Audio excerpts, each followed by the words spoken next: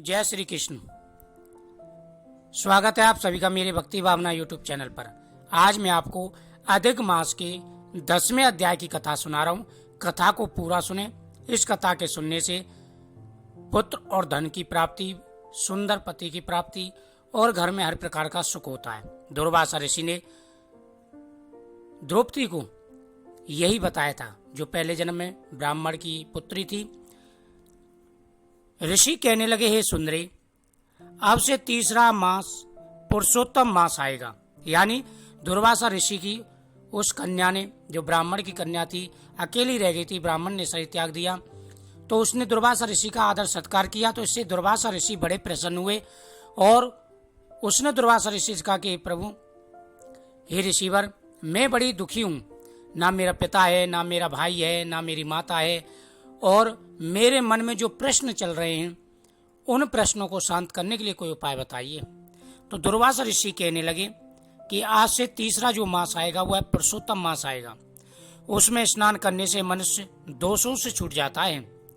इसके तुल्य कार्तिक आदि कोई भी मास नहीं है। सब मास तथा पक्ष और जो भी पर्व हैं पुरुषोत्तम मास की 16वीं कला के बराबर भी नहीं है। 12,000 वर्ष गंगा में स्नान करने से जो फल मिलता है और सिंह के बृहस्पति में गोदावरी गंगा में स्नान करने से जो फल मिलता है, वही फल कहीं भी पुरुषोत्तम मास में एक बार स्नान करने से प्राप्त हो जाता है। यह श्री कृष्ण का प्रिय मास है।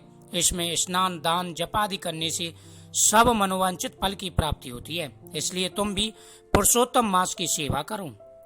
मुनिराज कन्या को ऐसे वचन कहकर चुप हो गए। भगवान श्री कृष्ण कहने लगे, हे अर्जुन, मुनि के वचन सुनकर भावों से प्रेरित होकर वह मूढ़ बाला क्रोधित होकर के बोली कि हे ब्राह्मण, मुझको आपके वचन ठीक नहीं लगे। माघ आदि मास किस तरह थोड़ा फल देने वाले हैं और कार्तिक मास को कैसे कम कहते हो? क्या सेवा किया हुआ वैशाख मास इच्छित फल नहीं देता? यह तो मलिन मास सब कर्मों से निंदित है। हे मुने, सूर्य संक्रांति सहित मलमास को आप कैसे श्रेष्ठ कह सकते हैं? यानी जैसे ही दुर्वासा ऋषि ने मल मास की, पुरुषोत्तम मास की उससे बड़ाई करी तो उस कन्या को क्रोध आ गया। उसने कहा कि तुम मल मास को कैसे उत्तम कह सकते हो और कार्तिक मास, वैशाख मास को कैसे इससे कम कह सकते हैं? इस तरह क्रोध से कहे गए ब्राह्मण की पुत्री के वचनों को सुनकर ऋषि का शरीर जलने लगा और क्रोध से नेत्र लाल हो गए, परंतु फिर भी मित्र की कन्या को श्राप नहीं दिया और सोचने लगे कि यह कन्या मूर्ख है, अपने हित अहित को नहीं जानती, पुरुषोत्तम का महत्व को बड़े बड़े ज्ञानी भी नहीं जानते, तो कम बुद्धि वाले पुरुष और कन्याएं कैसे जान सकती हैं? और यह बिना पिता की कन्या दुख रूपी अग्नि से सुलगती हुई मेरे अत्यंत उग्र श्राप को कैसे सहन कर सकेगी? ऐसे उत्पन्न हुए क्रोध को कृपा से दूर करते हुए और स्वस्थ होकर के व्याकुल कन्या को कहने लगे।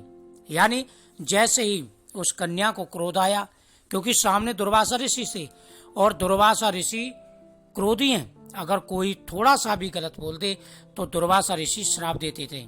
जैसे उस कन्या को क्रोध आया, दुर्वासा ऋषि को भी क्रोध आ गया।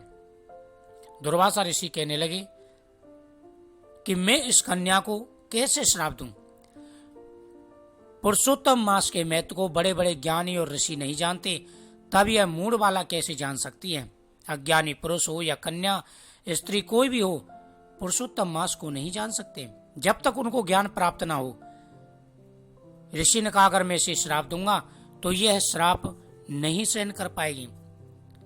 तब वह बड़े शांत मन से और सोच विचार करके सुंदर वचन बोले, हे बाले, तू मेरे मित्र की कन्या है, इसलिए तेरे पर मेरा कोई कोप नहीं है। उसने कहा, हे बाले, तुम मेरे मित्र की कन्या हो, इसलिए मैं तुम पर कोप नहीं कर रहा हूं। जैसे तेरे निर्भाग्य मन में हो वैसा ही कर, और भी जो कुछ होने वाला है सो सुन, मैं कहता हूं। उन्होंने कहा कि हे बाले, मैं तुझे श्राप तो नहीं दूंगा, लेकिन जो तेरे मन में है वह कर। मैं तुझसे कुछ नहीं करूंगा, मैं कुछ नहीं कहूंगा, लेकिन जो आगे होने वाला है उसके बारे में मैं तुम्हें सचेत करता हूं। तूने जो पुरुषोत्तम मास का अनादर किया है, इसका फल इस जन्म में या अगले जन्म में अवश्य भोगना पड़ेगा। यानी जो तुमने पुरुषोत्तम मास का अनादर किया है, इसका फल तुम्हें या तो इस जन्म में मिल जाएगा या अगले जन्म में भोगना पड़ेगा। इंसान जो कर्म करता है या तो इसी जन्म में भोग लेता है या फिर उसे प्रारब्ध भोगना पड़ता है, अगले जन्म में भोगना पड़ता है। उसी हिसाब से इंसान को दुख सुख, रोग निरोगी, धन गरीब, हर प्रकार के जो भी दुख सुख मिलते हैं इंसान को कर्मों के हिसाब से ही मिलते हैं। तूने पुरुषोत्तम मास का अनादर किया है, इसलिए इसका दंड तुम्हें अवश्य मिलेगा। क्योंकि तेरा पिता मेरा मित्र था, इसलिए तुझको श्राप नहीं देता हूं कि तू बालक है, अपने शुभ या अशुभ को नहीं पहचानती। तेरा कल्याण हो, मैं तो नारायण की सेवा में जाता हूं। हे बाले, तुम मेरे मित्र की कन्या हो, इसलिए तुम अपना हित अहित नहीं जानती हो। मैं तुम्हें श्राप भी नहीं दे रहा हूं। जो होगा भगवान तुम्हारा भलाई ही करें, तुम्हारा कल्याण हो, तुम खुश रहो। ऐसा कहकर के ऋषिवर ने कहा कि मैं नारायण की सेवा के लिए जाता हूं, यानी भगवान की सेवा में जा रहा हूं। श्री कृष्ण कहने लगे कि ऐसा कहकर महाक्रोधी तपस्वी मुनि झटपट चले गए और उसी क्षण वह कन्या पुरुषोत्तम के अनादर से कांतिहीन हो गई। यानी इधर तो ऋषि चले गए, ऋषि को क्रोध तो आ रहा था क्योंकि दुर्वासा ऋषि से सभी डरते थे, लेकिन उन्होंने अपने विवेक के द्वारा क्रोध को शांत किया और कहा कि अगर मैं इसको क्रोध से श्राप भी दे देता हूं तो इस कन्या का हित हो जाएगा, क्योंकि यह जानती नहीं है पुरुषोत्तम के महत्व को।